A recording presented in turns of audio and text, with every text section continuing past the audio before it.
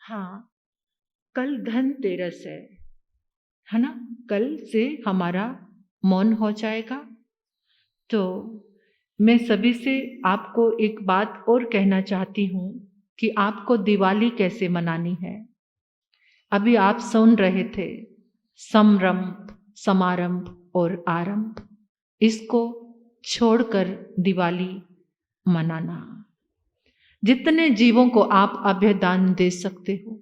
ये दिवाली जिन शासन में सदैव ही जीवंत रही है, हमें ये पता है, वैदिक धर्म में, सनातन धर्म में आता है कि श्री राम 14 वर्ष का वनवास काट करके और रावण पर विजय प्राप्त करके माता सीता को रावण की कैद से आजाद कराकर लेकर आए थे।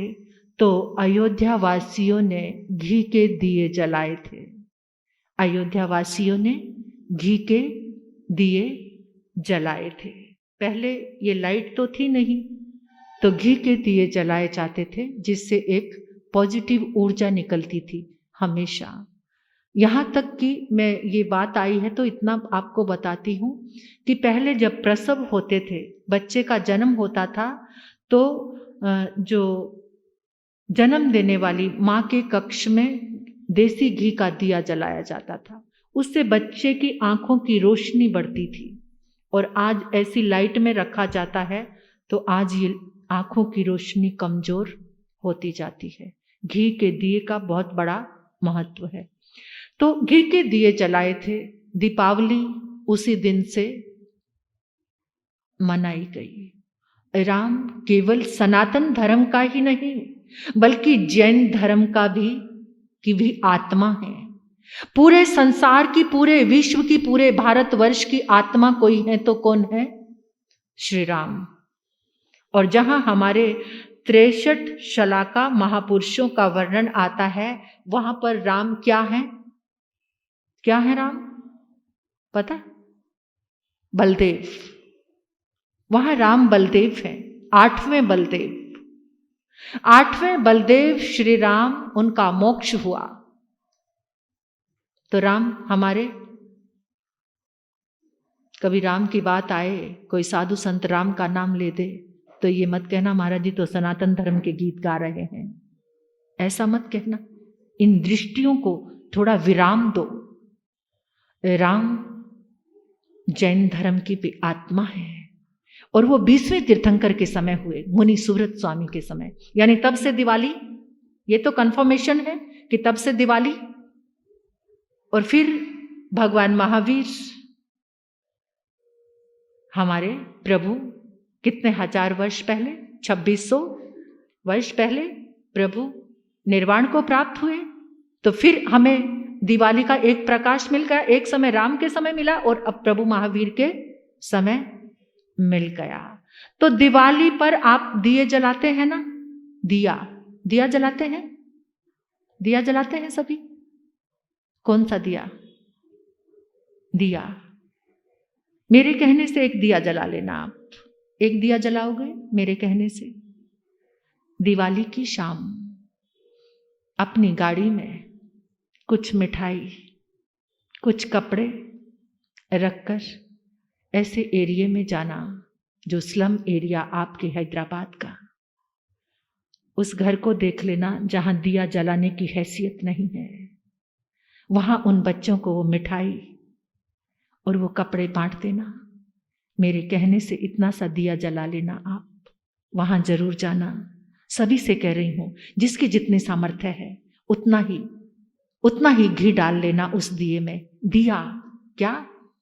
दिया, ऐसे दिया, ये दिया है, ये दिया जरूर जलाना। और एक और दिया जलाना।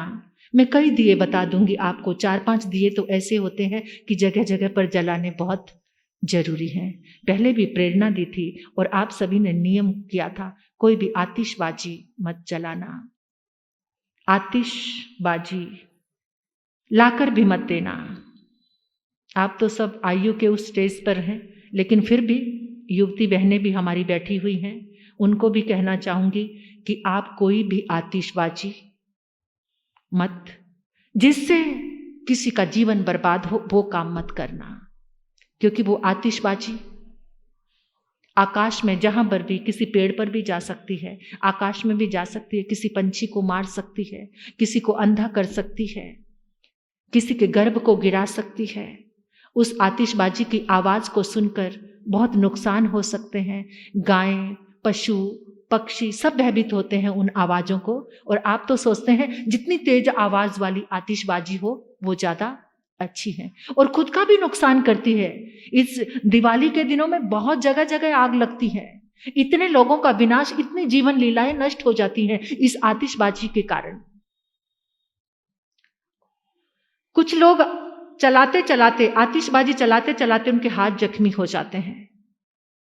किसी की आंखों में चली जाती है आतिशबाजी और आंख अंधी हो जाती है। तो ये नुकसान है बहुत बड़ा। और उस दिन भी मैंने कहा था कि 500 के नोटों की एक माला बना दी जाए, एक लड़ी बना दी जाए, अगर उस पर आग लगाकर दिखाओ तो मैं जानूं कि आप सचमुच आतिशबाजीकर हैं, आतिशबाजीकर हैं। तो ऐसी आतिश, ऐसे रूपों को आग लगाने वाली ही बात है। मैंने आपको क्लू दे दिया है, इतना ही खर्च करने का शौक है आपको, तो फिर उस एरिया में जाकर, या आपका ही सधर्मी बंधु जो कह नहीं सकता लेकिन उसके घर में दिवाली मनाने जैसी हैसियत नहीं है, तो उसके घर की दिवाली मनाने के आप, उसके घर की दिवाली मनाने के आप समर्थ बन जाओ। ये शासन की प्रभावना है, ये परमात्मा की वाणी है। ऐसी अगर दिवाली आप मनाएंगे तो वास्तविक रूप में ये दिवाली है। दिया दिया दिया, दिया जला दिया, दिया दिया दिया, जिसको दिया वहां दिया जल गया। वो दिया कभी बुझ नहीं सकता। और जब आप दिवाली की आराधना करोगे, लक्ष्मी की पूजा किसकी करते हो? लक्ष्मी की पूजा कौन कौन करते हैं? सब। इतनी लक्ष्मी चाहिए सबको। भगवान की पूजा, तीर्थंकर की पूजा कौन करता है? तीर्थंकर जिस समय, बड़े महाराज सब कह रहे दिवाली की जब पूजा करोगे तो पुच्छी सुनम से उस पूजा को शुरू करना। नमो थुणंग समणस भगवो महावीरस, नमो थुणंग समणस भगवो महावीरस। दिवाली की पूजा में यही पाठ करना, सिर्फ यही, सिर्फ।